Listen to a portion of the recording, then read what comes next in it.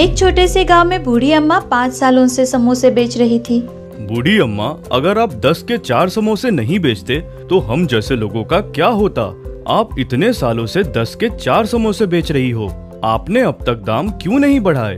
अब वो तो है। अरे बेटा, भला अब मुझे इस उम्र में पैसों की क्या जरूरत होगी? जो थोड़े बहुत पैसे बच जाते हैं उसी में मेरा सब कुछ चल जाता है। मुझे ज्यादा पैसों का लालच नहीं है बेटा। बूढ़ी अम्मा गाँव वालों का भला सोचती थी। वो चाहती थी कि गांव वालों को कम से कम रुपए में समोसे मिले। आशीष 2 साल बाद शहर से अपने गांव आया। शहर में आशीष एक होटल में खाना बनाने का काम करता था। 1 महीने की छुट्टी लेकर वो गांव घूमने आया था। बूढ़ी अम्मा के घर के बाहर लोगों और बच्चों की भीड़ लगी हुई है। इतनी भीड़ क्यों लगी है? जाके देखता हूँ। बूढ़ी अम्मा अपने घर से ही समोसे बेचती थी। लोगों की भीड़ समोसे खरीदने के लिए लगी थी। आशीष भी समोसा खरीद लेता है। समोसा कुछ खास तो नहीं है, फिर भी इतनी भीड़ क्यों लगी है? लगता है समोसा सस्ते दाम पे मिल रहा है, इसीलिए लोगों की भीड़ लगी है। अगर मैं भी सस्ते दाम पे समोसा बेचूं तो?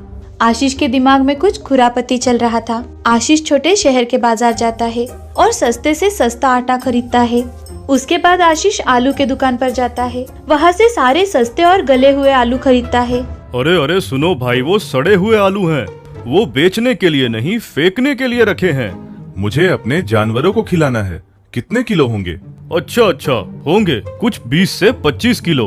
कितने पैसे हुए? अरे इसके क्या पैसे लेने, जो देना है दे दो। आशीष 50 रुपए देकर वहाँ से खुशी खुशी चला जाता है। आशीष घर आकर सस्ते आटे और सड़े हुए आलूओं से छोटे छोटे समोसे बनाता है और फिर आशीष अपने घर के बाहर एक टेबल लगाता है और उसी के ऊपर समोसे बेचने लगता है। 1 रुपए में 1 समोसा।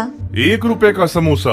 आओ आओ जल्दी आओ, बस 1 रुपए का समोसा। इससे सस्ता समोसा कहीं नहीं मिलेगा। सब लोग बूढ़ी अम्मा का समोसा छोड़कर आशीष के पास जाते हैं। क्या सच में तुम 1 रुपए का समोसा बेच रहे हो? अरे हाँ भाई, आपने सही सुना, 1 रुपए का समोसा। जल्दी जल्दी ले लो वरना खत्म हो जाएगी। अच्छा, तो फिर मुझे 20 रुपए के 20 समोसे दे दो। अभी देता हूँ। मुझे 50 रुपए का दो। मुझे 30 रुपए का दो।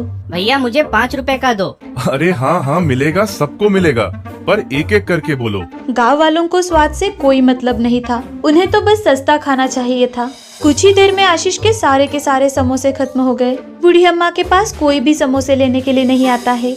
एक छोटी लड़की से अम्मा बातें करती है। आज गांव वाले समोसा खाने नहीं आए, कहाँ गए सब? अम्मा, क्या आपको नहीं पता? आशीष भैया 1 रुपए का 1 समोसा बेच रहे हैं। सब लोग वही गए हैं समोसा खाने के लिए। एक दिन में ही इतने समोसे बिकने के बाद आशीष का लालच और बढ़ गया। उसने 3 औरतों को काम पर रख लिया समोसे बनाने के लिए।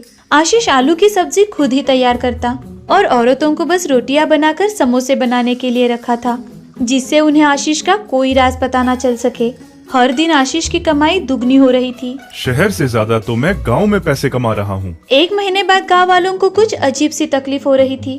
बच्चे, बूढ़े, जवान, सबके शरीर के हड्डियों में दर्द शुरू हो गया। सब डॉक्टर के पास गए। डॉक्टर के पास सिर्फ और सिर्फ हड्डियों के दर्द की शिकायत थी। सबके साथ एक जैसी तकलीफ कैसे हो सकती है? सबके शरीर में दर्द है। तभी एक लड़का समोसा खा रहा था। इतने छोटे समोसे? हाँ ना, 1 रुपए का समोसा। 1 रुपए का समोसा सुनकर डॉक्टर भी हैरान था। डॉक्टर को पता चल गया कि पूरा गांव 1 रुपए वाला समोसा खाता है। उन्होंने बच्चे के हाथ से वो समोसा लिया और जांच के लिए भेज दिया। कुछ देर बाद जांच की रिपोर्ट आई। रिपोर्ट पढ़कर डॉक्टर हैरान थे। ये सब 1 रुपए वाले समोसे से हुआ है। सस्ता समोसा बेचने के लिए मिलावटी आटा और सड़े गले आलू का इस्तेमाल कर रहे हैं और तुम लोग वही खा रहे हो, इसलिए तुम्हारे शरीर में दर्द है। सस्ती चीजें अच्छी नहीं होती। सब गाँव वाले मिलकर आशीष के घर जाते हैं। अभी समोसा बनाने में समय लगेगा, बाद में आओ। कमीने, हमें मिलावट वाले समोसे खिलाता है। अरे इससे बात क्यों कर रहे हो? मारो इसे। अपने फायदे के लिए हमारे सेहत के साथ खेल रहा है। गांव वालों ने आशीष को बहुत पीटा और उसे गांव से बाहर निकाल दिया। फिर से गांव वाले समोसे खाने के लिए बूढ़ी अम्मा के पास ही आने लगते हैं। उन्हें ये बात पता चल चुकी थी कि बूढ़ी अम्मा सस्ता और खराब सामान नहीं इस्तेमाल करती, पर मिलावटी सामान इस्तेमाल नहीं करती। तो याद रखना दोस्तों, सस्ती चीज अच्छी नहीं होती। सुभाष नाम का एक मुची रामगढ़ नाम के गांव में रहता था, जो बहुत ही गरीब इंसान था। सुभाष गांव-गांव जाकर लोगों के जूते और चप्पल ठीक करवाता था। उन्हें ठीक करवाकर या उन्हें सिलकर अच्छा बनाता था।